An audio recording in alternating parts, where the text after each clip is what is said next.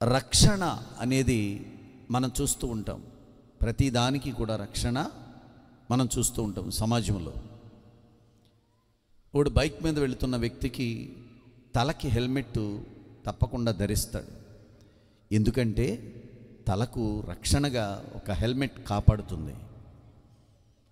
ఇంకా మనం ఆలోచిస్తే ఈ సమాజంలో ఒక క్రికెట్ ఆడేటువంటి ప్లేయర్కి కూడా మరి కాలుకి ఫ్యాట్స్ అని లేకపోతే ఇంకా దానికి సంబంధించినటువంటి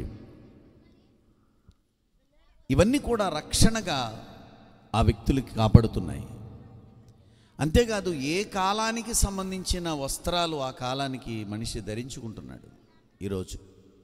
ఇదంతా దేనికి అనంటే, ఇప్పుడు వర్షాకాలం వచ్చింది అనుకోండి, రైన్ కోట్ వేసుకుంటున్నాడు. ఇప్పుడు వేసవకాలం వచ్చింది, వేసవకాలంలో మరి కాటన్ వస్త్రాలు ధరించుకుంటాడు మనిషి, చల్లగా ఉంటాయి కనుక. ఇదంతా దేనికంటే శరీరానికే కదండి. శరీర రక్షణ కోసం మనిషి పడే పాట్లు, అంతే కదా. కంటి రెప్ప రక్షణగా ఉందని మనకు తెలుసు. ఇక ఈ సమాజంలో చూస్తే మనం నివసించడానికి మంచి మంచి గృహాలు కూడా రక్షణగా మనకి కనబడుతూ ఉన్నాయి. అంతేకాదు ఈ దేశాన్ని కూడా కాపాడడానికి, మొన్న చెప్పాను మీకు, దేశాన్ని కాపాడడానికి 3 రకాల సైన్య సమూహం ఉంటారు. దాన్నే త్రివిధ దళాలు అని చెప్పాను మీకు. త్రివిధ దళాలు అంటే 1 ఆర్మీ, 2 నేవీ, 3 ఎయిర్ ఫోర్స్. అంటే 3 రకాల రక్షణ దళాలు ఈ దేశాన్ని కాపాడడానికి. అంటే ప్రతి దేశానికి కూడా ఈ త్రివిధ దళాలు ఉంటాయి. ఈ 3 దళాలు లేకుండా ఏ దేశం కూడా ఉండదు. ఖచ్చితంగా ప్రతి దేశానికి కూడా ఈ యొక్క దళాలు పనిచేస్తూనే ఉంటాయి. వీటినే రక్షణ దళాలు అంటాం కదండి. రక్షణ అంటే ఆ దేశాన్ని కాపాడడానికి, సురక్షితంగా ఉంచడానికి. మన గ్రామ పరిధిలో మనం ఆలోచిస్తే, ఏమండి, గ్రామ పరిధిలో మనకి పోలీస్ స్టేషన్స్ ఉంటాయి కొన్ని చోట్ల.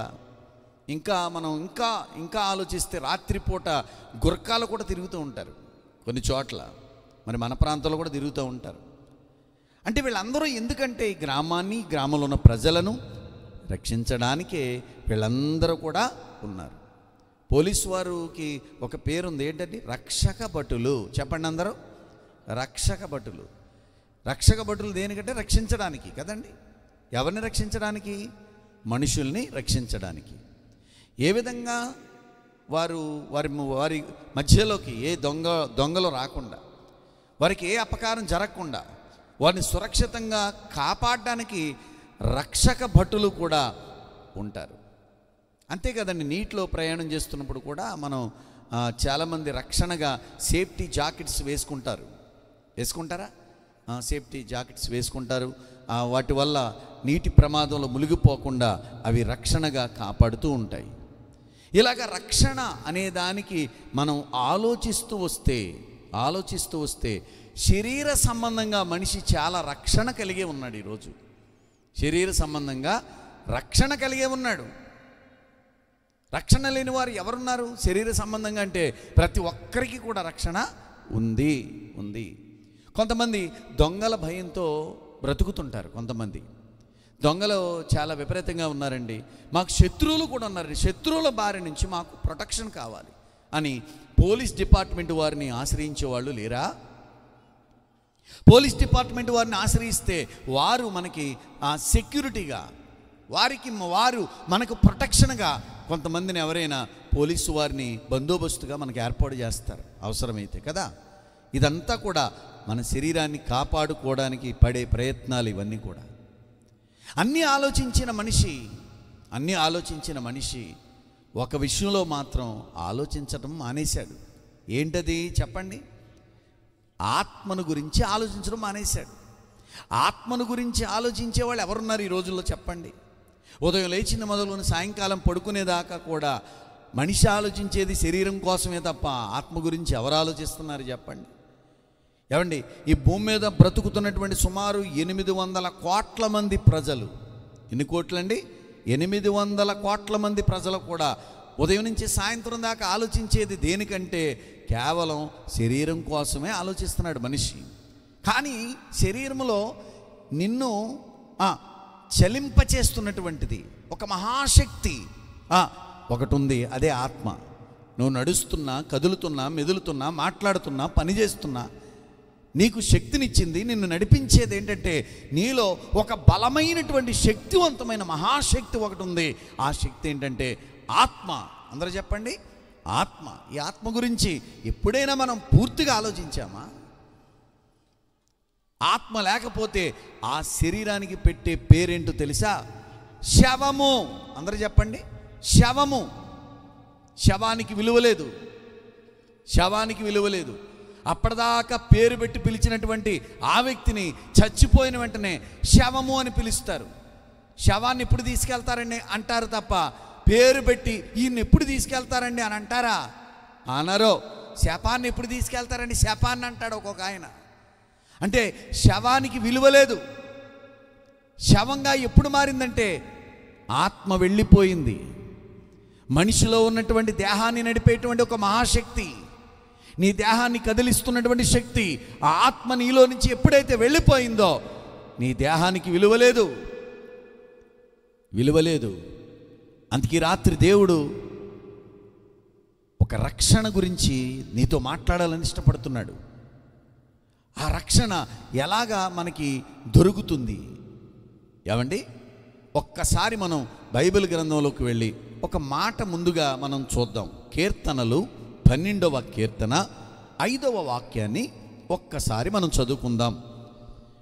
కీర్తనల గ్రంథం 12వ కీర్తన 5వ వాక్యాన్ని ఒకసారి చదువుకుందాం. బాధపడు వారికి చేయబడిన బలత్కారమును బట్టియు దరిద్రుల నిట్టూర్పులను బట్టియు నేనిప్పుడే లేచెదను. రక్షణను కోరుకొను వారికి నేను రక్షణ కలుగజేసేదను అని యెహోవా సెలవిచ్చుచున్నాడు. చాలమ్మా. రక్షణ కోరుకునే వారికి ఏమిస్తాడట? రక్షణను కలుగజేస్తాడంట దేవుడు. కోరుకున్న వారికే సుమా, బలవంతం లేదు. చాలామంది మధ్యన ఏమన్నారంటే యేసు మతంలోకి వచ్చిన వాళ్ళందరూ కూడా యేసు మతాన్ని ప్రచురిస్తున్నారని చెప్తున్నారు. ఏమండి, బలవంతంగా ఎవరిని రమ్మంటలేదు కదండి. దేవుడు చెప్తున్నాడు, ఇదిగో రక్షణ కోరుకునే వారికే. కోరుకునే వాళ్ళకి అవసరం లేదు కదండి, బలవంతంగా లేదు. నువ్వు కోరుకుంటే నీకు రక్షణ కలుగుతుంది. దేనికి రక్షణ? ఆత్మకండి. నేను రాత్రి మాట్లాడేది ఏంటంటే ఆత్మకు రక్షణ ఎలా కలుగుతుంది? అసలు ఆత్మకు రక్షణ ఎవరిస్తారు?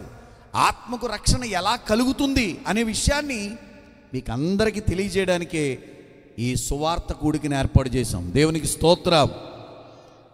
రక్షణ కోరుకునే వారికే. మాకు అవసరం లేదండి, మాకు యేసు మతం వద్దండి, మాకు ఈ రక్షణ వద్దండి, మాకు ఈ భూమి మీదే బాగుందండి, ఈ భూమి మీద హ్యాపీగా ఉంటే చాలండి, నేను, నా భార్య, నా పిల్లలు, నా కుటుంబం అందరూ కూడా హ్యాపీగా ఉంటే చాలు, మాకు చచ్చిపోయాక ఆవిడ చూసి వచ్చాడు అనేటువంటి మాటలు కూడా చాలామంది అంటారు. కానీ రాత్రి నేను చెప్తున్నాను, నీకు రక్షణ కోరుకునే వారికి దేవుడు రక్షణను కలుగు చేస్తాడట. శరీరం బ్రతకడానికి శరీర పోషణ కొరకట. ఇక్కడ ఒక మాట చూడండి, అపోస్తుల కార్యాల గ్రంథంలో ఒక మాట ఉంది. ఆ మాట చదవండి, ముందుకెళదాం. అపోస్తుల కార్యముల గ్రంథము 27వ అధ్యాయము 32, 34 వచనాలు చదువుకుందాం. 32 నుంచి 34 చదువుకుందాం. చూడండి, అపోస్తుల కార్యముల గ్రంథం 27వ అధ్యాయము 32 నుంచి చదవండి.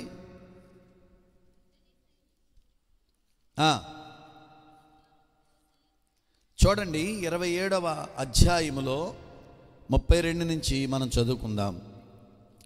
వెంటనే సైనికులు పడవత్రాళ్ళు కోసి దాన్ని కొట్టుకుని పోనిచ్చిరి. తెల్లవారుచుండగా పౌలు 14 దినముల నుండి మీరేమీ పుచ్చుకొనక ఉపవాసముతో కనిపెట్టుకుని ఉన్నారు కనుక ఆహారము పుచ్చుకొనుడని మిమ్మును వేడుకొనుచున్నాను. ఇది మీ ప్రాణరక్షణకు సహాయమగును. చాలు. ఆహారం దేనికి సహాయం అంట? ప్రాణరక్షణ కొరకు సహాయపడుతుందట. అమ్మా, అందరూ అండర్లైన్ చేసుకోవాలి ఈ మాట. ఆహారం దేనికి మనం తింటున్నామంటే ప్రాణాన్ని రక్షించుకోవడానికి, అది ప్రాణాన్ని రక్షించుకోవడానికి ఆహారం. మరి ఆత్మను రక్షించుకునే పనిలో ఎవరైనా ఉన్నారంటే ఆహారం కోసమే ఎక్కువగా ప్రయాస పడుతున్నారు తప్ప అసలు ఈ ఆత్మ గురించి మర్చిపోయారు. మనుషులు మొత్తం మర్చిపోయారు. ప్రియమైన దేవుని పిల్లలారా, సరైనటువంటి ఆహారం తీసుకోకపోతే రక్తం ఏమవుద్దో తెలుసా? పాడైపోద్ది. ఏం చెప్పండి? రక్తం ఏమైపోద్ది? పాడైపోద్ది. అసలు ఈ దేహం కాపాడబడుతుంది అని అంటే కారణం ఏంటో తెలుసా? రక్తమే. చెప్పండి అందరూ, రక్తమే. రక్తం లేకపోతే మనిషి ఏమైపోతాడు చెప్పండి? ఒకవేళ రక్తం ఎక్కువ ఉందండి, ఎక్కువ ఉంటే ఉపయోగం ఏంటి? అది కరెక్ట్గా ఉండాలి, నీట్గా ఉండాలి, రక్తం చాలా క్యూర్గా ఉండాలి. ఏమంటే క్యూర్గా లేకపోతే రక్తం ఆ మనిషికి ఆరోగ్యం ఉండదు. మనం త్రాగే నీళ్ల ద్వారా కానీ, తినే ఆహారం ద్వారా కానీ, ఏమంటే ఈ ఆహారంలో కానీ నీళ్లలో కానీ ఏదైనా లోపం వస్తే ముందుగా పాడైపోయేది చెప్పండి? రక్తమే. ఈ రక్తం లేకపోతే మాత్రం చాలా ప్రమాదం. ప్రియమైన దేవుని పిల్లలారా, అందుకే ఈ రాత్రి నేను ఒక విషయాన్ని మీతో మాట్లాడుతున్నాను. అదేంటంటే ఈ రక్తంలోనే ఒక రక్షణ కలుగుతుంది అనే విషయాన్ని మీకు చెప్పడానికి రక్తం గురించి ముందుగా మాట్లాడుతున్నాను. చాలా జాగ్రత్త గమనించాలి. చాలా రకాల రక్తాలు ఉన్నాయి. మనిషి రక్తం ఉంది, పశువుల రక్తం, జంతువుల రక్తం, మృగాల రక్తం, చాలా రక్తాలు ఉన్నాయి కదండి. ఈ రక్తాలు వాటి ప్రాణాలు కాపాడడానికి ఉపయోగపడే రక్తముగా మనం చూస్తూ ఉన్నాం. ఇక్కడ మనిషి దేహాన్ని ప్రాణరక్షణ కొరకు ఏం తీసుకుంటున్నాడు? మనిషి ఆహారం తీసుకుంటున్నాడు. సరైన ఆహారం అంటే మంచి ఆహారం తీసుకోకపోతే ఏమైపోతాడు చెప్పండి? ప్రాణానికి ముప్పు, అంటే రక్తం పాడైపోద్ది. ఈరోజు దేవుడు మంచి ప్రకృతినిచ్చాడు. ఆదిలో ఏమిచ్చాడు? అంత మంచిగానే చేశాడా? ఆదికాండం ఒకసారి చూడండి. ఆదికాండము 1వ అధ్యాయము 31 వచనం చదువుకుందాం. ఆదికాండము 1:31. ఆదికాండము 1:31లో దేవుడు తాను చేసినది యావత్తును చూచినప్పుడు అది చాలా మంచిదిగా ఉండెను. చాలండి, దేవుడు చేసిందంట సమస్తము చాలా మంచిదిగా ఉందంట, చాలా మంచిగా ఉందంట. మంచిదే చేశాడు దేవుడు. కానీ ఈరోజు మనిషి ఈ ప్రకృతిని ఏం చేశాడు చెప్పండి? పొల్యూట్ చేసేసాడు. అంటే పొల్యూషన్ అయిపోయింది మొత్తం ప్రకృతిలో కాలుష్యం పెరిగిపోయిందే లేదా? ఏమంటే ఈరోజు ఖత్తర్ అనేటువంటి దేశంలో, లేకపోతే కొన్ని దేశాల్లో చూస్తే పసుపు టమాటాలు, లేకపోతే నల్ల మిర్చి, ఇలాంటివి కొన్ని కనబడుతూ ఉంటాయి. కొన్ని అంటే అవి మనిషి కృత్రిమంగా చాలా కొన్ని ప్రయోగాలు చేసి వాటిని తయారు చేస్తూ ఉన్నాడు. ప్రియమైన దేవుని పిల్లలారా, కానీ దేవుడిచ్చింది ఒకటైతే మనిషి రకరకాల వాటిని సృష్టిస్తూ ఉన్నాడు కదండి. ఈ ప్రకృతి అంతా ఏమైపోయింది ఇప్పుడు చెప్పండి? పాడైపోయింది, కలుషితం అయిపోయింది, పొల్యూషన్ అయిపోయింది. మరి పొల్యూషన్ అయిపోతే మనిషికి ఆరోగ్యం ఏమైపోతుంది చెప్పండి? ఆరోగ్యం కూడా మొత్తం పాడైపోద్ది. ఈ ఆరోగ్యం బాగుండాలనే కదా ఏమండి? ఆరోగ్యం బాగుండాలనే మనం ఈరోజు వాటర్ ఎలాంటిది తాగుతున్నాం? Filter water, mineral water. ఏమండి, ఫిల్టర్ వాటర్ తాగాక కొంతమంది అంటున్నారు నాకు మోకాళ్ళ నొప్పులు వచ్చేస్తున్నాయండి అని. ఫిల్టర్ వాటర్ తాగినా ప్రయోజనం లేకుండా పోయింది ఇప్పుడు. ఏమండి, వాటర్ ఎందుకు మంచిది తాగాలంటే రక్తం నీట్గా ఉండడం కోసం. రక్తం నీట్గా ఉండాలి. ఇంకో విషయం చెప్పనా? కొన్ని ప్రాంతాల్లో అయితే ఆక్సిజన్ ఛాంబర్స్ కూడా పెట్టారు. ఏంటంటే ఆక్సిజన్ ఛాంబర్స్ అంటే ఆక్సిజన్, సరైన గాలి లేదు. మనం పీల్చుకునే గాలి మంచిది అనుకుంటున్నారా? మంచిదేం కాదు. మనం ధనవంతులు కాదు కనుక మనకి ఆక్సిజన్ ఛాంబర్లోకి వెళ్ళి అందులో పీల్చుకుని వచ్చేంత గొప్పోళ్ళు కాదండి. గంటకు కొన్ని వేల రూపాయలు అక్కడ చెల్లించాలి. అలాంటి ఆక్సిజన్ ఛాంబర్స్ను కూడా మనిషి ఆశ్రయిస్తున్నాడంటే కారణం ఏంటో తెలుసా? ఈ ప్రాణాన్ని రక్షించుకోవాలని, ఈ ప్రాణాన్ని కాపాడుకోవాలని, మంచి ఆహారాన్ని తింటే ఈ ప్రాణ రక్షణ కలుగుతుందని మనిషి ఎన్నో ప్రయత్నాలు చేస్తున్నాడా లేదా చెప్పండి? ఇప్పుడు చేస్తున్నాడు. దేవునికి మహిమ కలుగునుగాక. చెప్పండి హల్లెలూయా. ఏమండి, ఈరోజు తెల్ల రక్త కణాలు మనిషికి ఉండాలా? తెల్ల రక్త కణాలు లేకపోయినా ఎర్ర రక్త కణాలు లేకపోయినా ప్రమాదమే. తెల్ల రక్త కణాలు పుట్టాలంటే మనిషి పుట్టిన వెంటనే బిడ్డ తల్లిపాలు తాగాలి. ఏం తాగాలి చెప్పండి? పుట్టిన వెంటనే తల్లిపాలు తాగి పెరిగే పిల్లలు ఉంటున్నారు ఈరోజు. తల్లి చిక్కిపోద్దేమో అని చెప్పి తల్లి పాలు ఇవ్వట్లేదు. కొన్ని చోట్ల తల్లి పాడైపోద్ది అని చెప్పి పోతపాలు పోసి ఆ బిడ్డకి ఇమ్యూనిటీ పవర్ లేకుండా, శరీరంలో బలం లేకుండా చేస్తూ ఉన్నారు కొంతమంది ఈరోజు. అంటే దేహానికి రక్షణగా ఉండేది ఏంటంటే రక్తము చాలా రక్షణగా కనబడుతుంది. ఒక విధంగా రక్తం లేకపోతే ఆ దేహం నిలబడదు కదండి, నిలబడదు. కొంతమంది డాక్టర్ గారు ఏమంటారు? నీకు రక్తం తక్కువగా ఉంది. ఆ రక్తం తక్కువ ఉన్న మనిషిని ఏమంటారు చెప్పండి? రక్తహీనత. ఏం చెప్పండి? రక్తహీనత. నీకు రక్తం తక్కువగా ఉంది, ఇదేంటి మనిషి దుడ్డులాగా ఉన్నావు అని అందరూ అంటారు. నువ్వు చాలా బాగొచ్చు, పైకి చాలా అందంగా కనపడతావు, కానీ లోపల ఏం లేదంటే సరైన బ్లడ్ లేదు. నాకు 5 గ్రాములే ఉందని ఒకళ్ళు, 6 గ్రాములే ఉందని ఒకళ్ళు, మొన్న 13 గ్రాములని కొంతమంది. 13 అంటే ఎక్కువ తక్కువ? చాలా ఎక్కువ ఉంది. కొంతమందికి బ్లడ్ ఎక్కువగా ఉంటుంది. మీకు విషయం చెప్పిన, బ్లడ్ ఎక్కువగా సరిపోయేంత మనకు ఉండాలి కదండి. సరిపోయేంత లేకపోతే ఆ మనిషి నీరసించిపోతాడు. బీపీ డౌన్ అయిపోయి ఇంకా లో ఆటంకి వెళ్ళిపోయి ఇంకా నీరసించి అవసరమైతే చనిపోయే అవకాశం కూడా ఉంటుంది. కనుక ప్రాణరక్షణ కొరకు మనిషి ఎన్నెన్నో ప్రయత్నాలు చేస్తున్నాడు. మరి ఈ రోజున మనిషి ప్రతి దానికి పొల్యూషన్ అయిపోయాడు. ప్రతి విషయంలో కూడా పొల్యూషన్ అయిపోయాడు. ప్రియమైన దేవుని పిల్లలారా, మరి ఈ రోజున మన జీవితంలో మరి అన్ని విషయాల్లో కూడా రక్షణగాని మనం కాపాడుకుంటున్నాం. మన దేహాన్ని ఎప్పటికప్పుడే శుభ్రపరుచుకుంటాం. ఏమండి, వేసవకాలం వచ్చిందంటే శరీరానికి ఎన్నిసార్లు స్నానం చేస్తారు? సుమారు 2 సార్లు. ఇంకా చిరాగ్గా ఉన్నవాళ్ళు ఎన్నిసార్లు చేస్తారు? 3 సార్లు చేస్తారు. ఒక్కొక్క ఆయన 4 సార్లు అర్ధరాత్రి కూడా చేస్తాడు. ఒక ఆయన నాకు తెలిసి ఆయన అర్ధరాత్రి కూడా లేచి చిరాగ్గా ఉందని వెళ్ళి స్నానం చేసి వచ్చేస్తాడు. అలాంటి మనుషులు కూడా ఉన్నారు. అంటే ఈ శరీరాన్ని కాపాడుకునే విషయంలో, శరీరాన్ని రక్షించుకునే విషయంలో మనిషి పడే ప్రయాస అంతా ఇంత కాదు. ఎక్కువగా పళ్ళు తినండి అంటారు డాక్టర్ గారు. బాగోపోతే ఏమంటారు? పళ్ళు తినండి, ఫ్రూట్స్. పళ్ళు తినే రోజులు ఉన్నాయి. అప్పుడు మన సోషల్ మీడియాలో చూస్తే యాపిల్ కాయకి ఏం చేస్తున్నాడు? రంగేస్తున్నాడు, కలర్ కూడా వేస్తున్నాడు. మనం ఎంత ఎర్రగా ఉందో, ఇది బాగుంది, ఆ కాయ అయ్యి, ఈ కాయ అయ్యి అని చెప్పి అదే తెచ్చుకుని మనం తింటాం కదండి. కనుక అది కూడా కలుషితం అయిపోయింది ఈరోజు. తినే ఆహారం, ఏమంటే త్రాగే నీళ్లు, ప్రతీది కలుషితం అయిపోయినాయి. ప్రియమైన దేవుని పిల్లలారా, కానీ ఏదో విధంగా ప్రాణాన్ని కాపాడుకోవాలి, రక్షించుకోవాలి అనే ప్రయత్నంలోనే మనిషి ఎక్కువగా తాపత్రయపడుతూ ఉన్నాడు కానీ రాత్రి అన్ని విషయాలు కూడా మంచిగానే ఆలోచించాడు. ఏమంటే ఒక వ్యక్తి, మనకి ఆ వ్యక్తి గురించి మీకు చెప్పాలి. ఎందుకంటే ఆయన ఆస్ట్రేలియా దేశం అండి, రాసుకోండి అవసరమైతే. ఆస్ట్రేలియా దేశం అంటండి. జేమ్స్ హారిస్ ఆయన పేరు. ఎవరు చెప్పండి? జేమ్స్ హారిస్ అనేటువంటి వ్యక్తి అంట సుమారు 25 లక్షల మంది ప్రాణాలు కాపాడాడంట. ఎన్ని లక్షలు? 25 లక్షల మంది ప్రాణాలు ఎలా కాపాడాడు అని అంటే, తన రక్తం తనను కాపాడుకోవడానికే కాక, బాగా వినాలి, తన రక్తం తనను కాపాడుకోవడానికే కాక, తన రక్తం అనేక మందికి ఇంజెక్షన్ రూపంలో తయారు చేసి దాన్ని పంచిపెడితే ఆ రక్తం ద్వారా ఇమ్యూనిటీ పవర్ పెరిగి కొంతమంది పిల్లలు రక్షింపబడ్డారంట శారీరకంగా.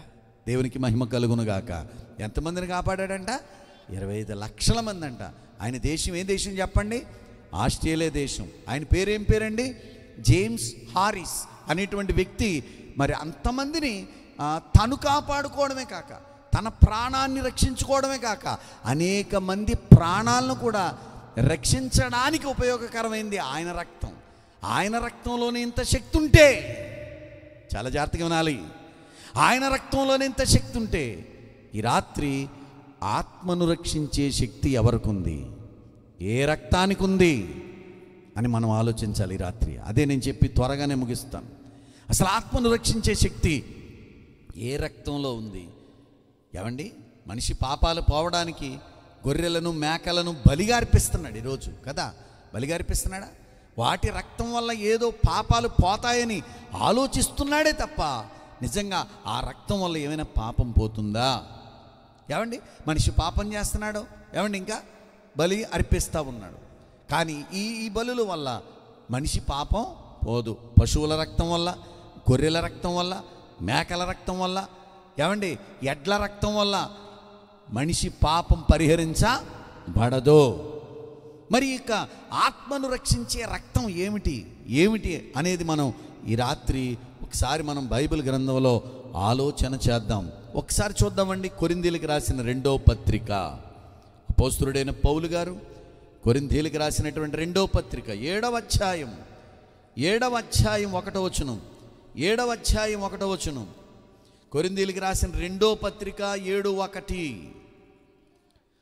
చూడండి. ప్రియులారా, మనకు ఈ వాగ్దానములు ఉన్నవి గనుక దేవుని భయముతో పరిశుద్ధతను సంపూర్తి చేసుకొనుచు, అదిగో శరీరమునకు ఆత్మకును కలిగిన సమస్త కల్మషము నుండి మనలను పవిత్రులుగా చేసుకొందుము. దేవునికి స్తోత్రం. ఏమంటే ఇక్కడ 2 రకాల కల్మషాలు పడుతున్నాయి మనిషికి. ఒకటి ఏంటంట, శరీరముకును ఆత్మకు 2 రకాల కల్మషాలు. శరీరానికి కల్మషం పడుతుందంట, ఆత్మకు కూడా కల్మషం. శరీరం చేసిన తప్పులను బట్టి శరీరానికి ఏం పట్టింది? కల్మషం పట్టింది. శరీరం చేసిన పాపానికి ప్రతిఫలంగా ఆత్మ కల్మషంగా మారిపోయింది. చూసారా? శరీరంతో చేసిన తప్పుల వల్ల, బాగా వినాలి, శరీరంతో చేసిన తప్పుల వల్ల దేనికి ఎఫెక్ట్ కలుగుతుంది చెప్పండి? ఆత్మకి. చాలా జాగ్రత్తగా వినాలి. ఏంటి, శరీరంతో చేసిన తప్పులకి ఆత్మకి ఎలాగే ఎఫెక్ట్ అండి అసలు? అవును, నీ శరీరంలోనే ఉంది నీ ఆత్మ. నీ దేహాన్ని నడిపించేదే నీ ఆత్మ. నీ ఆత్మలో కల్మషం ఉండకుండా ఉండాలంటే ఈ ఆత్మను రక్షించే ఒక రక్తం కావాలా వద్దా? కావాలి.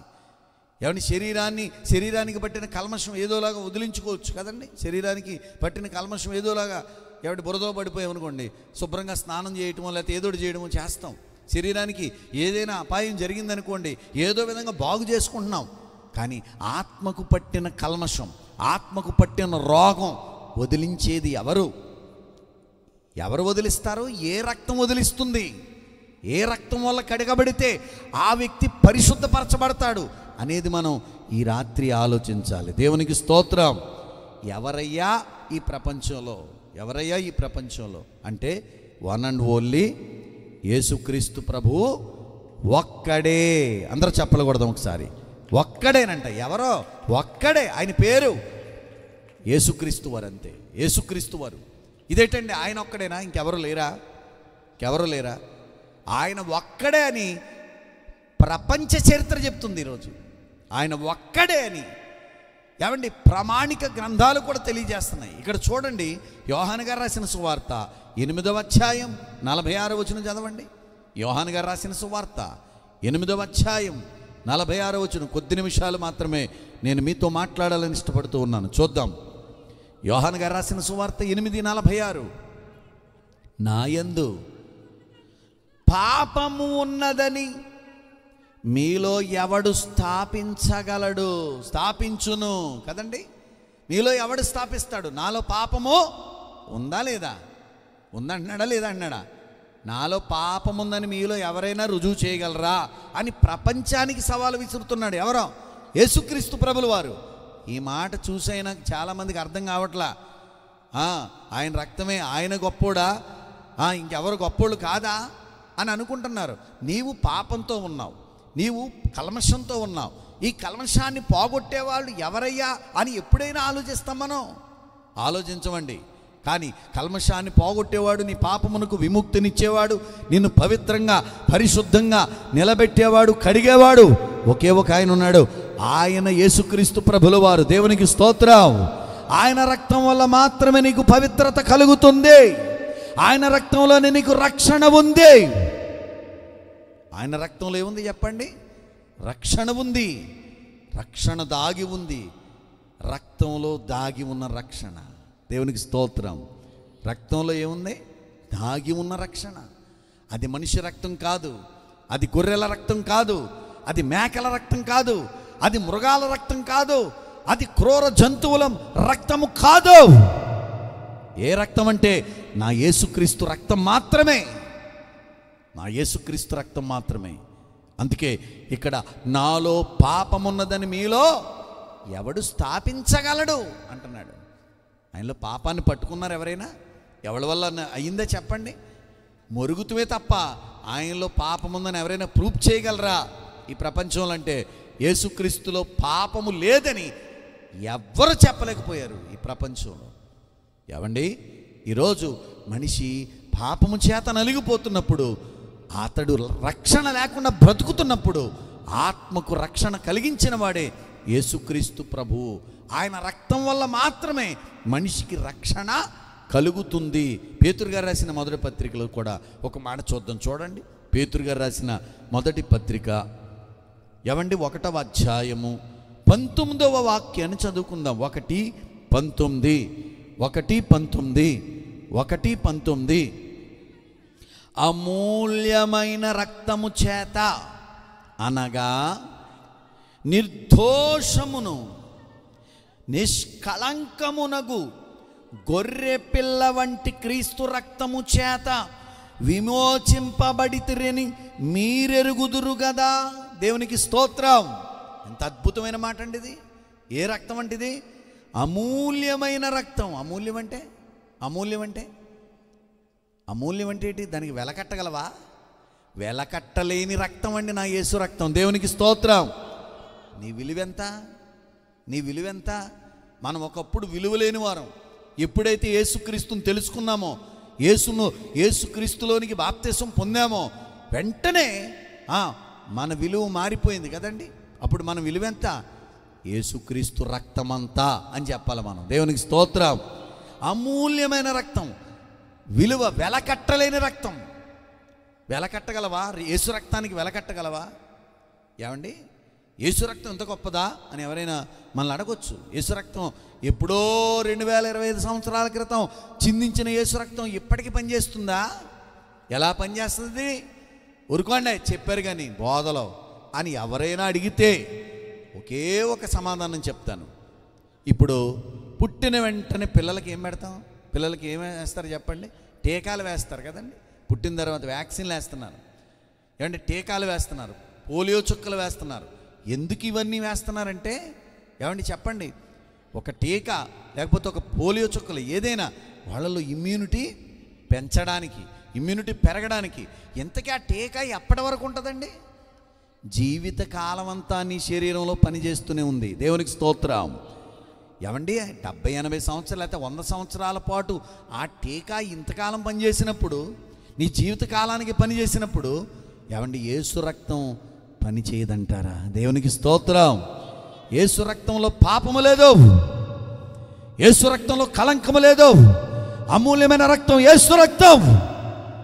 ఆ యేసు రక్తం కావాలి మనకి. ఈరోజు యేసు రక్తం అవసరం. నీ ఆత్మను రక్షించేదే యేసు రక్తము.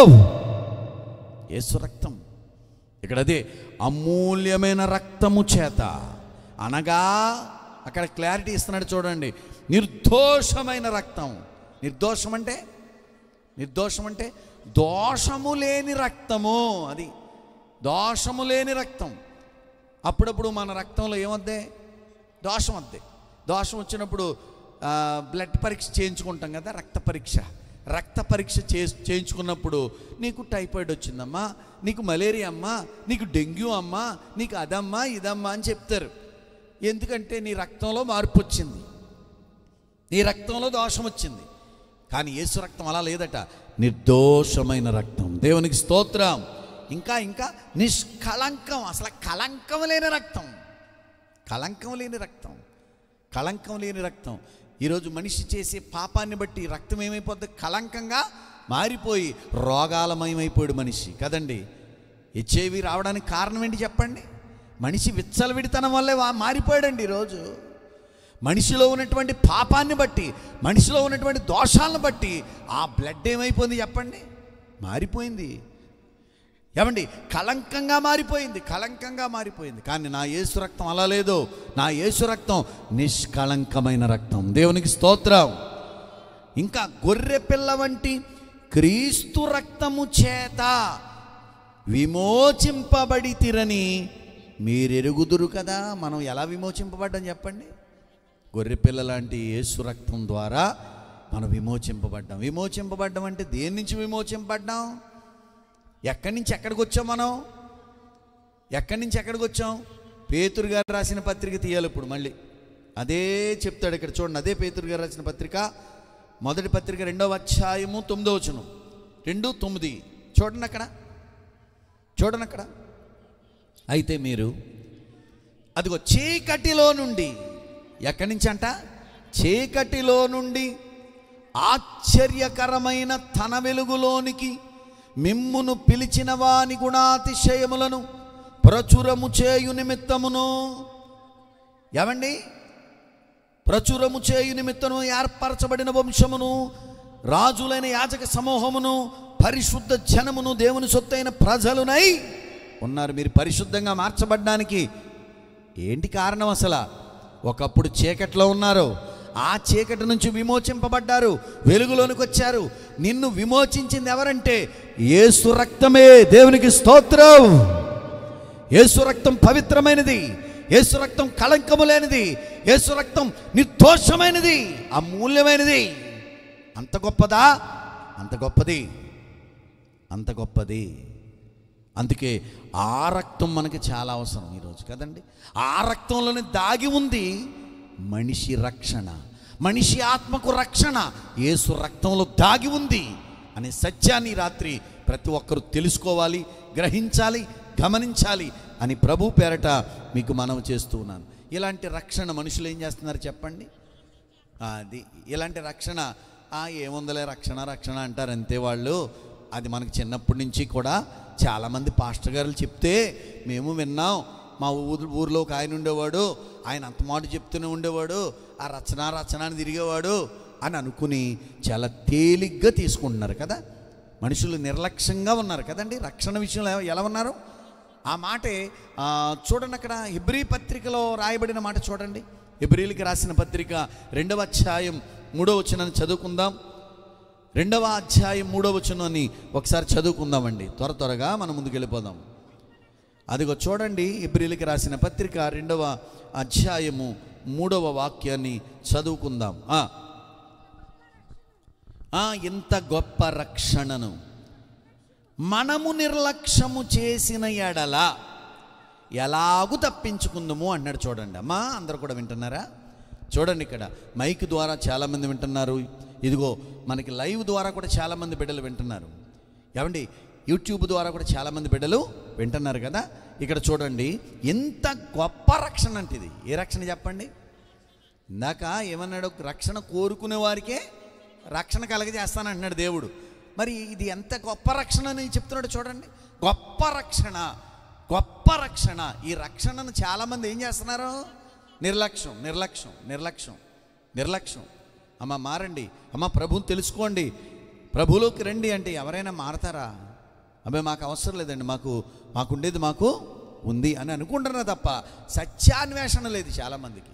సత్యాన్ని గ్రహించే మనసు చాలామందికి ఉండట్లేదు. ప్రియమైన దేవుని పిల్లారా, చెప్తున్నారు కానీ చాలామంది సేవకులు చెప్తున్నారు, చాలామంది సేవకులు బోధిస్తున్నారు. అయినప్పటికీ ఈ రక్షణను చాలామంది ఏం చేస్తున్నారు? నిర్లక్ష్యం చేస్తున్నారు. నిర్లక్ష్యం చేస్తే ఏమవుద్దంట చెప్పండి? ఎలా తప్పించుకుంటారు? నిర్లక్ష్యం చేస్తే తప్పించుకుంటారా? అంటే దొంగోడు పోలీసుల చేతులను తప్పించుకోవచ్చు, అవునా కదా? ఇంట్లో కూడా కొంటారు దొంగలు. ఇంట్లో దొంగలను ఎవడో పట్టుకోలేము, అవును కదా? ఇంకా ఆగడం ఎందుకులే, మొత్తానికి ఆ ఇంట్లో దొంగలను కూడా ఎవడో పట్టుకోలేము కదండి. అంటే ఇంట్లో కూడా దొంగలు ఉంటారు, వాళ్ళు కూడా తప్పించు తిరుగుతారు. ఇంట్లోనే ఉంటారు, ఒకటి తీసేస్తారు. ఎవడు తీసాడు? నువ్వు తీసావా? నువ్వు తీసాను వాళ్ళ తీసేసి ఏళ్ళ మీద పెడతారు. ఇలాంటి వాళ్ళు దొంగలు రేటి ఏమండి. అంటే చాలామంది తప్పించుకోవచ్చు. మనుషుల చేతిలోని తప్పించుకోవచ్చు, ఏమండి, పోలీసుల చేతిలోని తప్పించుకోవచ్చు, ఈ సమాజంలో ఉన్నటువంటి వారి చేతిలోని తప్పించుకోవచ్చేమో, కానీ దేవుని దగ్గర తప్పించుకోలేడో. ఏదో ఒకరోజు శిక్ష తప్పదు. మామూలు శిక్ష కాదు ఇది, భారీ మూల్యం చెల్లించాలి. మామూలు విషయం కాదు ఇది. రక్షణను నిర్లక్ష్యం చేసిన వారికి ఏమండి శిక్ష తప్పుతుందా తప్పదా? తప్పదు, ఖచ్చితంగా తప్పదు. ఎలా తప్పించుకుంటారు మీరు అంటున్నాడు ఇక్కడ. మరలా చదవండి. ఇంత గొప్ప రక్షణ మనము అందరూ నిర్లక్ష్యము గనక చేస్తే ఎలా తప్పించుకుంటావు నువ్వు? నీ వల్ల కాదది. నువ్వు తప్పించుకునే మార్గం లేదిక. నీ ఆత్మను రక్షించుకోకపోతే నీ ఆత్మ చూస్తూ నరకానికి వెళ్ళిపోతుంది. నరకానికి వెళ్ళిపోయి ఆత్మ చచ్చిపోద్దా? చావదండి. ఆత్మకు చావు లేదు. దాన్ని చంపే అధికారం ఎవరికీ లేదు. దాన్ని బాధపరిచే అధికారం దేవుడికి ఉంది. అక్కడ ఆత్మ బాధపరచబడుతుంది. ఏమండి అగ్నిలో యాతన పడుతుంది. భయంకరమైనటువంటి అగ్ని. అంటే శరీరాన్ని తగలబెడతాకి ఒక బండి పుల్ల అయితే సరిపోవచ్చేమో, కానీ వీళ్ళ కాటిలో ఏం చేస్తారండి కొంతమంది కాల్చేస్తారు. అంటే దహనం చేసేయడం అంటారు కదండి, దహనం చేసేస్తారు. ఒక బండి పుల్ల అయితే సరిపోద్ది. మరి శరీరాన్ని కాల్చడానికి బండి పుల్ల సరిపోతే ఆత్మను కాల్చడానికి ఎన్ని బండి పుల్లలు తెస్తావు? అన్ని పుల్లలతో మండించే ఆ శక్తి కాదు ఇది ఆత్మ అంటే. ఆత్మను మండించే శక్తి దేవుని దగ్గరే ఉందంతే. దేవునికి స్తోత్రం. ఆత్మను కాల్చే అగ్ని, ఆత్మను బాధపరిచేటువంటి పరిస్థితి దేవుడి దగ్గరే ఉంది. నరకయాతన అంటారు దాన్ని. ఏమంటారు చెప్పండి? ఇప్పటి నుంచి నరకయాతన వద్దు మనకి. ఏంటి యాతన? వేసవకాలం అదిగో మొదలెట్టారు. ఇలా ఇసురుకుంటున్నారు. అంటే ఇప్పుడే మొదలెట్టింది కదండి మనకి ఉడుకు. ఏమండి భయంకరమైన గుబులు వచ్చేస్తుంది కదా. సరైన గాలి ఇంకా తగ్గిపోతూ ఉంటుంది ఒక్కోసారి. అంటే ఈ ఎండలకే మనం నరకం చూస్తున్నావురా బాబు, ఈ ఎండలకే తట్టుకోలేకపోతున్నాం అంటున్నావు. ఈ నరకానికే నువ్వు ఇలా బాధపడిపోతే అసలు ఒక నరకం ఉందంట అక్కడ. ఆ నరకం నుంచి ఎలా తప్పించుకోగలవు? తప్పించుకునే మార్గం దేవుడు మనకి ఇచ్చాడు ఇక్కడ. దేవునికి స్తోత్రం. తప్పించుకోలేను, నేను ఎలాగైనా వెళ్ళిపోతానండి, నేను ఎలాగైనా వెళ్ళిపోతాను. ఒక్కొక్క ఆయన అంటాడు వాళ్ళ ఆవిడ ప్రార్థనకి వెళ్తుంది, ఈయన ప్రార్థనకు రాడు. ఏటయ్యా నువ్వు ప్రార్థనకు రాలేదంటే మా ఆవిడ చెంగించుకునే వచ్చేస్తాను పరలోకానికి అంటున్నాడు. చెంగించుకుని వెళ్ళిపోవడం, చెంపించుకుని వెళ్ళిపోవడం, ఇలాంటి పప్పులు ఉడకవు దేవుడి దగ్గర. సరదా కోసం కాదు నేను చెప్పేది. నిజంగా ఇది చాలా ప్రమాదకరమైన విషయం అండి ఇది. ఏమంటే చాలా సీరియస్గా మనం చెప్పుకునే విషయం ఇది. చాలా ప్రమాదం ఇది. ప్రమాద పంచుల్లో ఉంది. ఏంటది? ప్రపంచం అంతా ఎక్కడుంది? ప్రమాద పంచుల్లో ఉంది. మనిషికి తెలియట్లేదు, బ్రతుకుతున్నాడు అంతే. ఏం తిందాం, ఏం తాగుదాం, ఏం ధరించుకుందాం అంతే. ఏదైనా ఉపద్రవం వచ్చేస్తుంది అనుకోండి, ఇప్పుడు తినేస్తాం అనమాట, చచ్చిపోతాం కదని. అలాంటి వాళ్ళు లేరా? నా చిన్నతనంలో స్కైలబ్ పడిపోతుందని ఎవరు, చిన్నతనంలో స్కైలబ్ పడిపోతుంది ఇంకా చచ్చిపోతారంట, అయిపోయిందంట అనుకునేవారు. అప్పుడు తెగ తినేసేవారట. మరి చిన్నతనం కదా, మాకు తెలియదు అంతా. కోళ్ళు మేకలన్నీ కోసుకుని తినేయడం ఇలా చేసేవారట. స్కైలబ్ పడిపోతామా? అమ్మో అది మన మీద పడిపోతుంది కనుక మనం కూడా చచ్చిపోతాం కనుక చచ్చిపోయే ముందు మనం బాగా తినేసి చచ్చిపోదాం. చూసారా? అది యెషయా గ్రంథంలో కూడా ఉంది కదా ఆ మాట. యెషయా గ్రంథంలో ఆ మాట చూడండి. ఆ మాట ఎంత అద్భుతంగా ఉంటుందో చూడండి. యెషయా గ్రంథంలోనే ఆ మాట రేపు చచ్చిపోవుదము అంటాడు అక్కడ. రేపు చచ్చిపోవుదము కనుక మనం తినేసి శుభ్రంగా ఏమవ్వాలంట? చచ్చిపోవాలంట. ఏడు తినేసి చచ్చిపోతావా? తినేసి చచ్చిపోతాం ఏంటి? ఏమండి ఈరోజు మనిషి ఏమనుకుంటున్నాడంటే ప్రమాదం ఏదైనా వస్తే ఇది తినేసి చనిపోదాం, అయిపోయింది జీవితం అని అనుకుని భ్రమలో ఉన్నాడు. చచ్చిపోయిన తర్వాతే అసలైన జీవితం ఉందని ఎవరు కూడా గ్రహించట్లేదు. 22వ అధ్యాయము 13వ వచనం, 22:13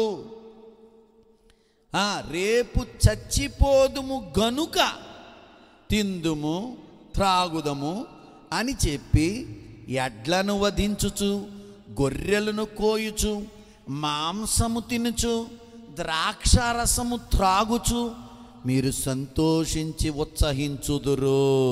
చూసారా? ఉందా లేదా బైబిల్లో? మరి అలా చేయరా మనోళ్ళు? కొంతమంది అలా చేస్తారా లేదా? కొద్దిసేపులో ఉరిదీసే మనిషిని కూడా ఏమంటారా? నీ ఆఖరి కోరికేటి చెప్పు. ఒకవాడంటే నాకు మటన్ ఇష్టం అండి, చికెన్ ఇష్టం అండి, లేకపోతే గుత్తొంకాయ ఇష్టం అండి, రకరకాల అన్నీ చెప్తాడు. తినేస్తే చచ్చిపోతే అయిపోయిందా? ఇక అక్కడితో అయిపోయిందా? శరీరం చచ్చిపోయింది, మరి ఆత్మ కూడా ఏం చేసావయ్యా? నీలో ఉన్న ఆత్మ ఏమైపోతుంది? ఎక్కడికి వెళ్ళిపోతుంది? నీ ఆత్మను గురించిన ఆలోచన లేదు.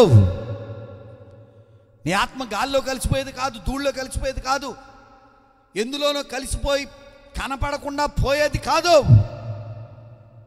నీ ఆత్మ పరమాత్ముడైన దేవుని దగ్గరికి వెళ్ళిపోవాలి. ఎక్కడికి వెళ్ళిపోవాలి?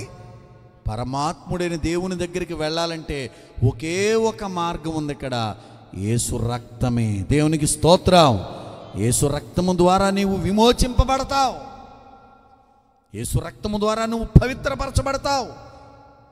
యేసు ద్వారా నేను రక్షణ పొందుకోగలవు. ఏం పొందుకోగలరు చెప్పండి? రక్షణ పొందుకోగలరు. రక్షణ లేని వారికి నరకమే తప్ప ఏమీ మిగలదు. ప్రియమైన దేవుని పిల్లలారా, నరకం అంటే అది మామూలు విషయం మాత్రం కాదు. మార్కు గారు రాసిన సువార్త అదే చదవాలి.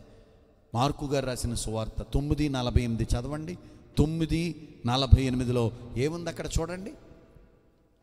నరకమున వారి పురుగు చావదు, అగ్ని ఆరదు. నరకమున వారి పురుగు అంటే పురుగు అనగా ఆత్మ. ఆత్మ చావదట. నిజంగా చచ్చిపోద్ది ఆత్మ? చావదు. చావులేని ఏమండి ఆ శక్తివంతమైనది ఏదైనా ఉంటే ఈ ప్రపంచంలో ఆత్మ ఒక్కటే. చావులేనిది ఇది, చావులేనిది. చావులేని ఆత్మ నరకానికి వెళ్ళి యాతన పడకుండా ఉండాలి అని అంటే నీ ఒకే ఒక మార్గాన్ని ఎన్నుకోవాలి రాత్రి. ఆ మార్గమే నా యేసు. దేవునికి స్తోత్రం. ఆ మార్గమే యేసు. ప్రపంచంలో ధనవంతుడైన దరిద్రుడైన, సామాన్యుడైన సామంతుడైన, పేదవాడువైన ధనికుడువైనా, నువ్వెవరైనా సరే నీ ఆత్మను కాపాడుకునే మార్గం ఒక్కటే ఉంది. అదే యేసు. యేసు మార్గం, యేసు రక్తము. ఆ యేసు రక్తములోనే నీకు రక్షణ దాగి ఉంది. దేవునికి స్తోత్రం. కనుక ఈ రక్షణను ఏం చేస్తున్నాడు చెప్పండి? నిర్లక్ష్యం చేస్తున్నాడు మనిషి. ఏమండి, ఆ రక్షణలో ఉన్నవాడికి ఆనందంగా ఉంటాడా చెప్పండి ఒకసారి. కీర్తనల గ్రంథం చూడండి. కీర్తనలు 51:12. కీర్తనలు 51:12 త్వరగా చదవండి. కీర్తనలు 51:12. అదిగో ఏ ఆనందం అంట? నీ రక్షణానందము నాకు మరలా పుట్టించుము. నీ రక్షణానందము నాకు మరలా పుట్టించుము అంటున్నాడు. ఇక్కడ ఎంత అద్భుతంగా మాట్లాడుతూ కీర్తనకారుడు చూసారా? 51వ కీర్తనలో 12వ వచనం, నీ రక్షణానందము నాకు మరలా పుట్టించుము అంటే రక్షణలో ఏముంది చెప్పండి? ఆనందం ఉంది. పేరు రక్షణానందం అని పెట్టుకుంటాడు ఒక్కొక్క ఆయన. ఆనందం ఉండదు. రక్షణానందం. ఏ ఆనందం? రక్షణానందం. రక్షణానందమే తప్ప అతనిలో రక్షణ ఆనందం లేదు. రక్షణ పొందాడు తప్ప ఆనందం లేదు. ఎప్పుడు బాధే, సంతోషం లేదు. ఏమండి, రక్షణ పొందుకున్నటువంటి ఆ ఫీలింగ్స్ మనకు కనబడాలి. ఏమండి, రక్షణ పొందుకున్నటువంటి అనుభవంలో మీరు ఉన్నారు కదా, మీరు అందరూ పొందారు కదా. బాప్తిసం ద్వారా రక్షణ పొందుకున్నారు. రక్షణ పొందుకున్న తర్వాత మీలో ఏ ఆనందం ఉందో చెప్పండి. ఏ ఆనందం ఉందా? నిజం చెప్పండి. రక్షణ ఆనందం ఉందా? అమ్మయ్యా, నేను తప్పించుకున్నాను రా బాబు. ఎక్కడి నుంచి? నరకం నుంచి తప్పించుకున్నాను రా బాబు. ఏమండి, టికెట్ లేకుండా ప్రయాణం చేస్తావా? ప్రయాణం చేస్తే నేరమా కదా చెప్పండి? దొరకనం చేపు దొరవే, దొరికావంటే దొంగవే. ఒక్కసారి దొరకకుండా ఉండ దేవుని చేతులు తప్పించుకునేవారు ఎవరో కూడా లేరు. ట్రైన్ టికెట్ లేకుండా ట్రైన్ ఎక్కేస్తారు కొంతమంది. ఎక్కేస్తారు లేదా? ఎక్కేస్తారు కొంతమంది. అక్కడైనా తప్పించేసుకుని టీటీ ఉన్నాడు అక్కడ, అలా పారిపోయేవాళ్ళు కూడా ఉన్నారు. తప్పించుకుని పారిపోయేవాళ్ళు. అందులో నువ్వు తప్పించుకోవచ్చేమో కానీ నా దేవుని చేతిలో నుంచి నువ్వు తప్పించుకోలేవు. ఈ రక్షణను నువ్వు పొందుకుని తీరాలి. ఖచ్చితంగా రక్షణను పొందుకోవాలంటే యేసు దగ్గరికే నువ్వు రావాలి. యేసులోనే నువ్వు రక్షింపబడాలి. యేసు రక్తము ద్వారానే నీకు రక్షణ కలుగుతుంది అని దైవ గ్రంథం బోధిస్తుంది రాత్రి. అందుకే చెప్తున్నాను, ఎంత గొప్ప రక్షణ మనము నిర్లక్ష్యం చేయొద్దు. అస్సలు చేయొద్దు. ఎవరైనా ఇంకా పొందని వాళ్ళు ఉంటే దయచేసి వాళ్ళందరూ కూడా యేసు రక్తము దగ్గరికి రావాల్సిందిగా ప్రేమతో తెలియజేస్తున్నాను. ఈ రాత్రికాల సమయంలో రక్షణలో ఏముంది చెప్పండి? ఆనందం. ఆనందం. రక్షణ పొందినవాడు ఆనందంగా ఉంటాడు అంటాకి ఒక ఎగ్జాంపుల్ మీకు చెప్పనా? రక్షణ పొందినవాడు ఆనందంగా ఉంటాడు అనేటువంటి దాంట్లో ఒక ఎగ్జాంపుల్ చెప్పనా? అతడు శారీరకంగా పెద్ద విలువైన వ్యక్తి కూడా కాడు. ఆ వ్యక్తి దేవుణ్ణి ఆరాధించడానికి ఎక్కడికి వెళ్ళాడు? యెరూషలేము దేవాలయానికి వెళ్ళడానికి సిద్ధపడ్డాడు. ఆయన మనకందరికీ తెలిసిన వ్యక్తే. ఐథియోపియుడైన నపుంసకుడు. అందరూ చెప్పండి, నపుంసకుడు అంటే గే కదండి, మనకందరికీ తెలుసు నపుంసకుడు. మరి నపుంసకులు అంటే విలువగా ఎవరైనా చూస్తారా చెప్పండి? వాళ్ళకు కనబడేటప్పటికే వెటకారం చేయడం, వేళకోళంగా మాట్లాడడం, లేకపోతే ఏదో చప్పట్లు కొట్టడం, ఇలాంటివి చేస్తూ ఉంటారు. కానీ ఈరోజు వాళ్ళని గురించి దేవుడు గొప్పగా చెప్పాడు. ఇక్కడ చూడండి, అతని జీవితంలో పొందుకున్న ఆనందం ఒకసారి మీరు ఆలోచిస్తే ఆశ్చర్యపోతారు. ఏమండి, అన్ని వేల కిలోమీటర్ల దూరం ఏమండి వెళ్ళాడంటే, నిజంగా ఏమండి రథం మీద వెళ్ళాడంటే ఎక్కడి నుంచి ఎక్కడికి వెళ్ళాడు చెప్పండి? ఎక్కడి నుంచి ఎక్కడికి వెళ్ళాడు? ఎక్కడి నుంచి వెళ్ళాడు? అతనిది ఏ దేశం అసలు? ఆఫ్రికా. ఆఫ్రికా నుంచి ఆసియాకి వెళ్ళాడండి. ఆసియాకి వెళ్ళాడండి. ఏమండి, ఇన్ని వేల కిలోమీటర్లు వెళ్ళాడంటే సుమారు 100 రోజులు ప్రయాణం అండి. ఎన్ని రోజులు? 100 రోజులు. మన పక్కనే మందిరం ఉంటుంది, కానీ మనం రాం. ఏమండి, వంటలు చేసి పెంటలు చేసి అన్నీ చేసి వార్చి అది ఆరాక తిని అది అరిగాక అప్పుడు పాస్టర్ గారు పాటలు పాడుతూ ఉంటాడు. తోత్రం చేయలేదు, అయిపోతాయి 4 పాటలు. అప్పుడు వస్తాం మనం. 100 మైళ్ళు దూరమా? 100 మైళ్ళు దూరం ప్రయాణం చేశాడా? పైగా ఒక నపుంసకుడా? సమాజంలో విలువలేని వ్యక్తిగా ఉన్నాడా? సమాజం పెద్ద విలువగా చూడనటువంటి వ్యక్తిగా కనబడినప్పటికీ కూడా నా దేవుని దృష్టిలో గొప్పగా కనబడ్డాడు. దేవునికి స్తోత్రం. దేవుడు అతనిలో ఉన్న ఆసక్తిని చూశాడు. ఇన్ని 100 కిలోమీటర్ల నుంచి బయలుదేరి వచ్చాడా? అబ్బో, ఇతన్ని ఒకసారి మనం ఆలోచించాలి అని దేవుడు అనుకున్నాడు. కనీసం దేవాలయంలోకి వెళ్ళడానికి కూడా అర్హత లేనటువంటి వ్యక్తిగా కనబడినప్పటికీ కూడా అక్కడ ఏదో విధంగా ఒక గ్రంథాన్ని కొనుక్కుని తెచ్చుకున్నాడంట. యెషయా గ్రంథాన్ని. ఏం తెచ్చుకున్నాడు చెప్పండి? యెషయా గ్రంథాన్ని తెచ్చుకుని తన రథం మీదకి ఎక్కి ఆ రథంలో కూర్చుని చదువుతున్నాడట. చదివేటప్పటికల్లా అది ఏమి అర్థం కావట్లే. ఏమి తెలియనప్పుడు ఏమర్థం అవుతుంది చెప్పండి? కానీ వెంటనే దేవుడు ఏమనుకున్నాడంటే, ఇతన్ని ఏమైనా సరే రక్షించుకోవాలి, ఇతనికి రక్షణ అవసరం అని అనుకున్నాడు దేవుడు. రక్షణ అవసరం అనుకుని ఏం చేశాడు తెలుసా? దైవజనుడైనటువంటి ఫిలిప్పుతో దేవుడు మాట్లాడి, ఆత్మ ద్వారా ఫిలిప్పుతో మాట్లాడి, వెంటనే ఆ ఫిలిప్పును గాజాకు వెళ్ళే మార్గంలో ఒక రథం వస్తుంది, ఆ రథాన్ని నువ్వు కలుసుకో. అక్కడ ఐథియోపియుడు అయినటువంటి ఒక నపుంసకుడు కందాకే క్రింద ధనాగారం అంతటి మీద ఒక మంత్రిగా కొనసాగుతున్నటువంటి ఒక వ్యక్తి వస్తాడు. ఆ వ్యక్తి దగ్గరికి నువ్వు వెళ్ళు, అతన్ని కలుసుకో, అతనితో మాట్లాడు అని చెప్పాడు దేవుడు. వెంటనే ఈ ఫిలిప్పు అనే దైవజనుడు అతను ఎదుర్కొన్నాడు, అతను కలుసుకున్నాడు. వెంటనే రథం ఎక్కుతానని చెప్తే అతను రథం ఎక్కన్నాడు. వెంటనే రథం ఎక్కి కూర్చున్నాడు. కూర్చున్న తర్వాత అక్కడ జరిగిన సంభాషణ మనకు తెలుసు కదా. అతని యెషయా గ్రంథం చదువుతూ ఉండగా ఫిలిప్పు గారు అడిగాడు, నువ్వు చదువుతున్నది నువ్వు గ్రహించుచున్నావా అని అడిగితే, అసలు నాకు చెప్పేవాడు లేనప్పుడు నేను ఎలా గ్రహించగలనయ్యా? త్రోవ చూపేవాడు లేనప్పుడు నేను ఎలా చదవగలనయ్యా? ఎలాగ అర్థం చేసుకోగలనయ్యా అని చెప్తే, అప్పుడు ఆ గ్రంథం యొక్క అర్థాన్ని చెప్పాడు. ఎవరో? ఫిలిప్పు గారు. ఫిలిప్పు గారు చక్కని వాక్యం చెప్పారు అక్కడ. ఆ రథంలో కూర్చునే ఆ నపుంసకుడికి దేవుని గురించినటువంటి మాటలు చెప్పేటప్పటికల్లా అతడు మనసు మారిపోయింది. దేవునికి స్తోత్రం. అంటే మనకి ఎన్ని ప్రసంగాలు విన్నా మారతామా? ఎన్ని ప్రసంగాలు విన్నా మారుతున్నారా? చెప్పుకొని చెప్పించుకు నువ్వే కొట్టుకో అన్నట్టుగా అయిపోయారండి జనం. ఒకే ఒక ప్రసంగానికి ఈ నపుంసకుడు మారాడా లేదా చెప్పండి? మారాడా? అపోస్తుల కార్యాల గ్రంథం 8వ అధ్యాయము 38 చదవండి. అపోస్తుల కార్యముల గ్రంథము 8వ అధ్యాయము 38, 39 కూడా చదువుదాం. 38, 39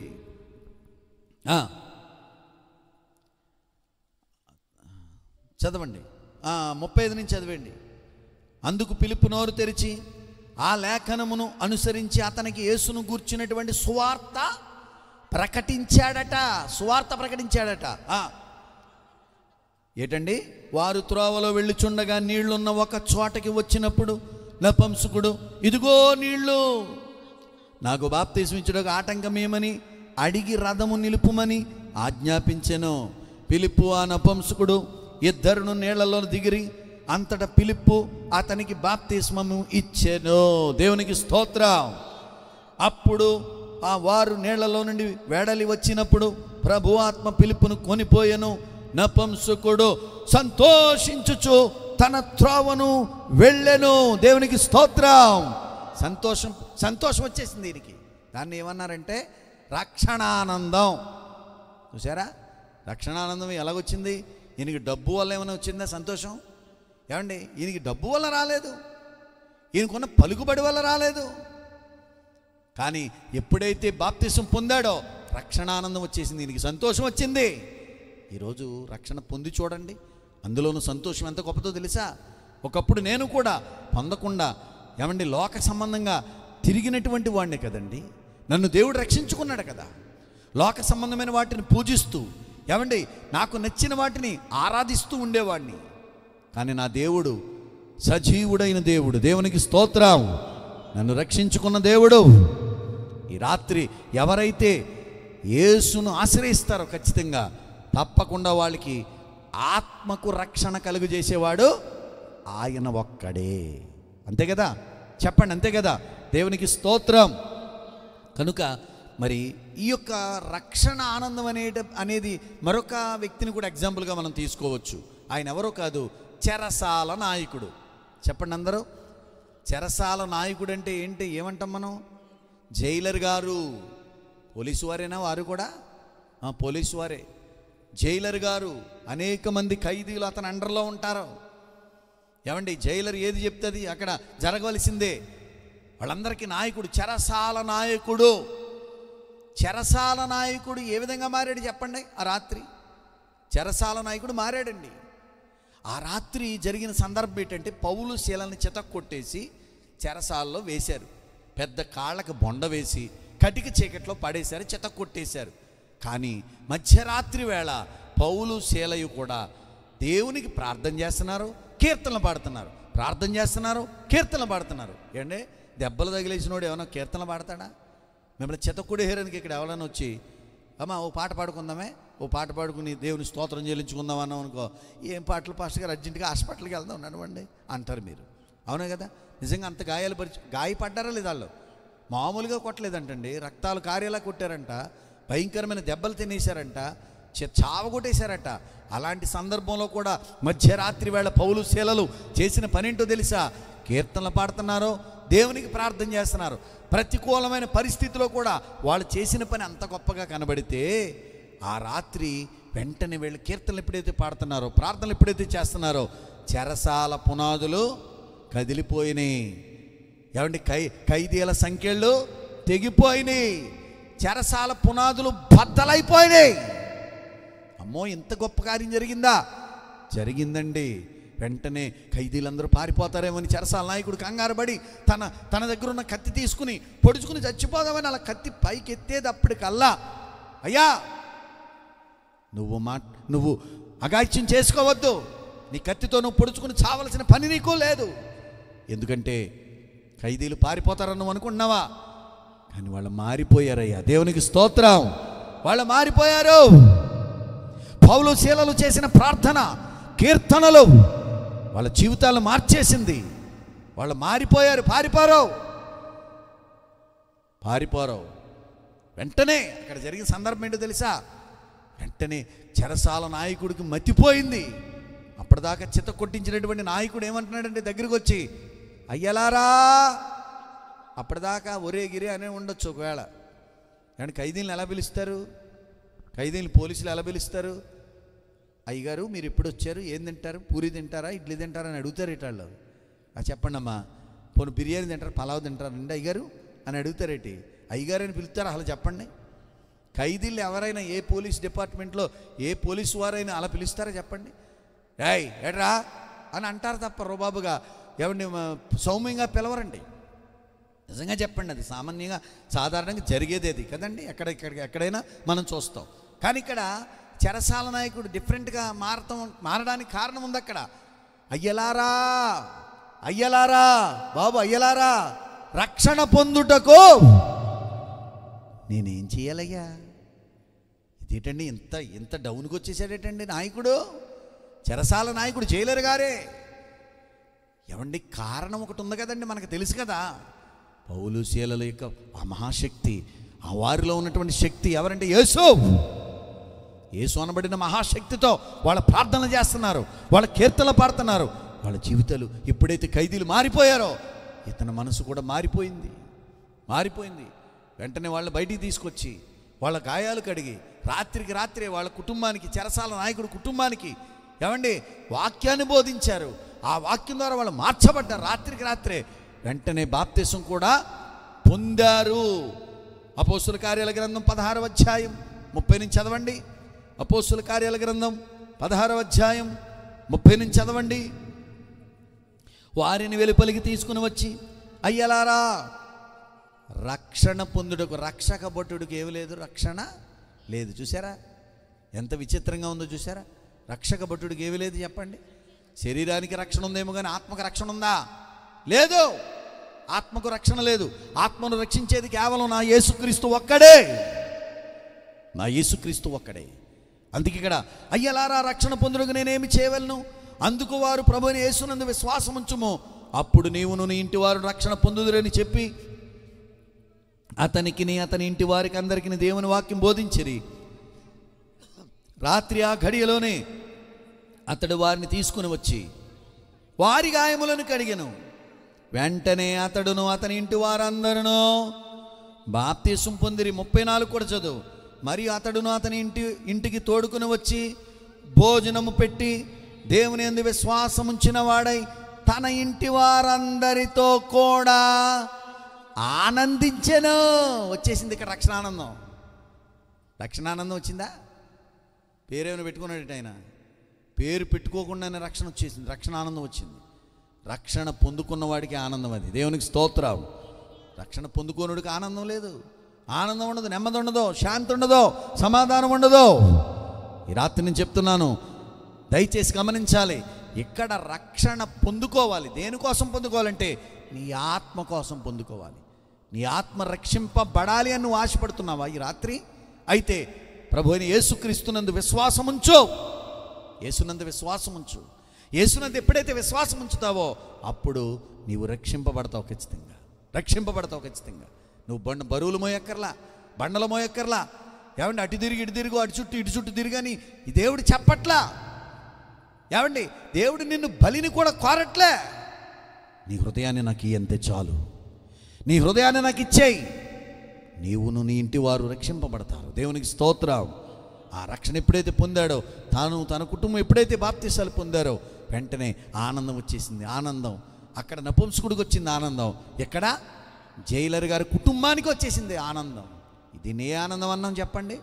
రక్షణానందం, రక్షణానందం, రక్షణానందం. ఈ రక్షణానందం ఎవరి ద్వారా వచ్చిందంటే, ఇప్పుడు చివరిగా ఒక మాట చదివి నేను ముగిస్తాను.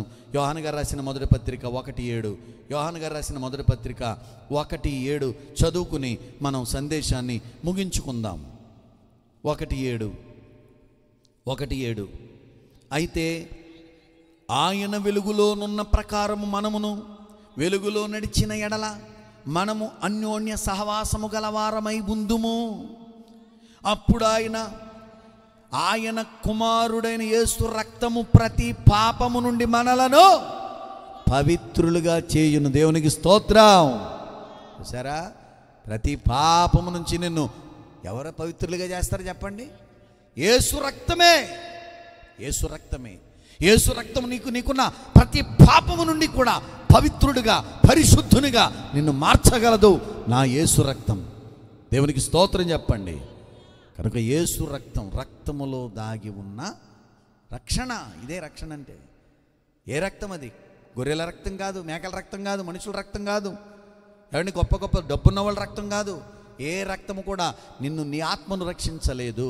నా యేసుక్రీస్తు రక్తం మాత్రమే నీ ఆత్మను రక్షిస్తుంది నిత్య జీవానికి, అంటే పరలోకానికి.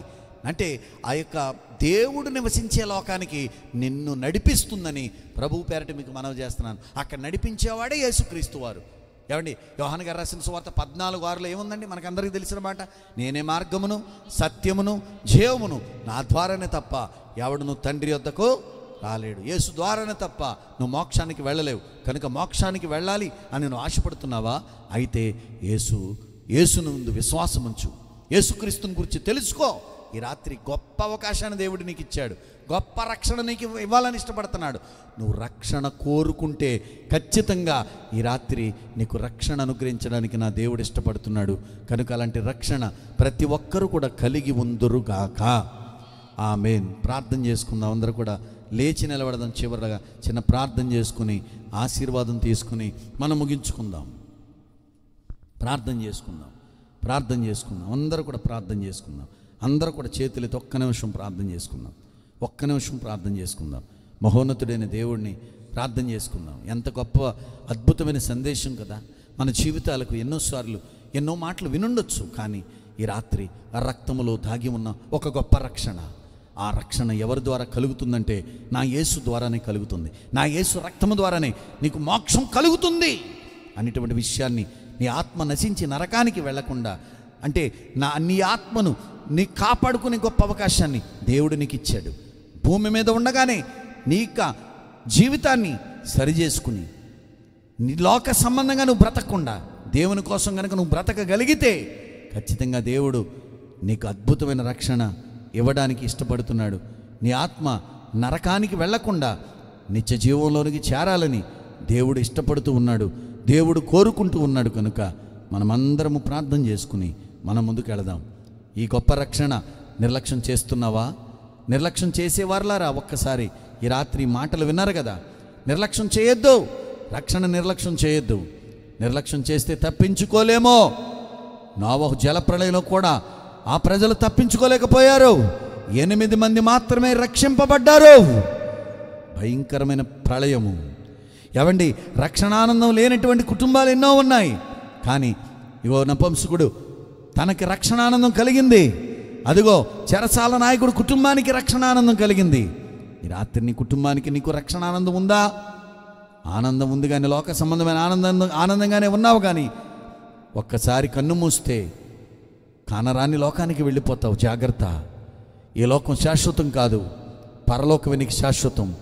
పరలోకానికి నువ్వు చేరాలంటే యేసుక్రీస్తే మార్గం. యేసు ద్వారా, యేసు రక్తము ద్వారా నీ ఆత్మకు విడుదల, నీ ఆత్మ రక్షణలోనికి నడిపించబడుతుంది. ప్రార్థన చేసుకుందాం. మహాపరిశుద్ధుడు అయిన మా తండ్రి, మీ అతి పరిశుద్ధమైన నామానికి వందనాలయ్యా. ఈ రాత్రి రక్షణ కోరుకున్న వారికి రక్షణ దయచేసే దేవుడు అని అద్భుతమైన మాటలు మీరు మాతో మాట్లాడుతూ వచ్చారు. అయ్యా, రక్తములో దాగి ఉన్న గొప్ప రక్షణ నీ బిడ్డలు ఒకవేళ నిర్లక్ష్యం చేస్తున్నారేమోనయ్యా. ఈ రాత్రి చెప్పబడిన మాటలు వారి హృదయంలో భద్రపరచుకున్నట్లుగా దేవాన్ని కృప దయచేయమని ప్రార్థిస్తున్నాం. అయ్యా, ఈ రాత్రి ఈ సందేశం ద్వారా అనేక మంది రక్షింపబడుదురుగాక. సహాయం చేయండి తండ్రి. మేలు కొరకై జ్ఞాపకం చేసుకోండి. మీ కృపలో భద్రపరచండి. మీరే సహాయం చేయండి. చేరి వచ్చిన ప్రతి బిడ్డను కూడా దీవించి ఆశీర్వదించండి. ఈరోజు ఈ యొక్క రక్షణ సువార్త కూడిక ఎంతో ఘనంగా జరిగించిన దేవుడానికి స్తోత్రాలు చెల్లిస్తున్నాం. ఈ సభలో, ఈ కూడికలో ఎంతమంది బిడ్డలైతే సాకారులుగా ఉన్నారో వారిని, వారి కుటుంబాలను దీవించండి, ఆశీర్వదించండి, నీ కృపలో భద్రపరచండి. మహిమ, ఘనత, కీర్తి, ప్రభావాలు మీరే పొందుకోమని యేసయ్య పరిశుద్ధ నామములో ఈ ప్రార్థన సమర్పించి అడిగి వేడుకొనుచున్నాము మా ప్రియ పరలోకపు తండ్రి. ఆమేన్. మన తండ్రి అయిన దేవుని ప్రేమ, కుమారుడైన యేసుక్రీస్తు వారి కృప, పరిశుద్ధాత్మ యొక్క అన్యోన్య సహవాసం, దీవెనలు, ఆశీర్వాదాలు కూడి ఉన్న మనకు సర్వలోక పరిశుద్ధులందరికీ సదాకాలం తోడయుండి సంరక్షించి కాచి కాపాడి ఆయన కృప, దీవెనలు, ఆశీర్వాదాలు, రక్షణతో నింపునుగాక. ఆమేన్. యేసు రక్తమే చేయం, ప్రభు యేసు రక్తమే చేయం, ప్రభు యేసు నామమున సంపూర్ణ విజయం కలుగునుగాక. ఆమేన్, ఆమేన్, ఆమేన్. దేవునికి స్తోత్రం, దేవునికి స్తోత్రం, దేవునికి స్తోత్రం. మీకు అందరికీ వందనాలండి. కూర్చోండి, అందరూ కూడా కూర్చోండి. పలహారం ఉంది, ప్రత్యేకంగా పలహారం